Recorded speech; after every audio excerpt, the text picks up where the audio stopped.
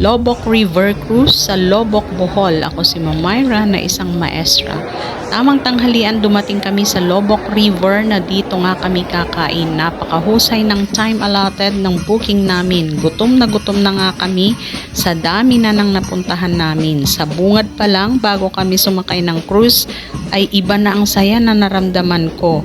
Merong grupo ng rondalya na madadaanan at napaka-hospitable talagang mga Pilipino sa kapwa Pinoy at of course sa foreigners. Ang dami dito, iba't ibang lahi ang dumadayo.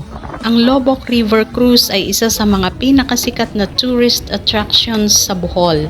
Ito ay isang relaxing at cultural experience na kadalasang bahagi ng mga day tours.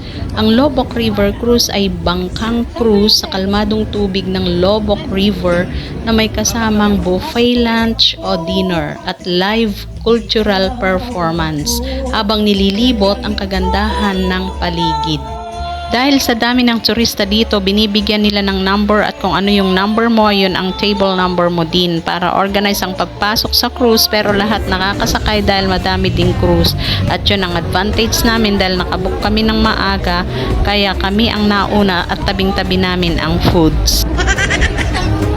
Ang buffet meal nila, lahat ay Filipino food na sobrang sasarap, lahat ng luto. Wala kang tatanggihan, lahat tinikman ko. Pagkatapos naming mabusog, abay syempre, hindi ko pinalampas ang mag-picture taking sa magandang view ng paligid habang tumatakbo na iniikot namin ang kahabaan ng Lobok River na umabot ng 1.5 oras namin na nakasakay.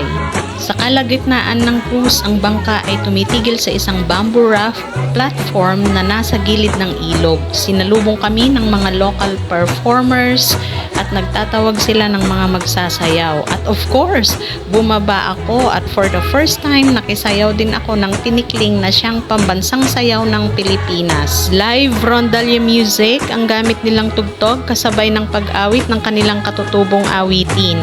It's fun in the Philippines, di ba? Ang sarap maging Pinoy, be proud. Pinasubok din nila sa akin ang humawak ng bandorya at sumabay na din ako sa kanila.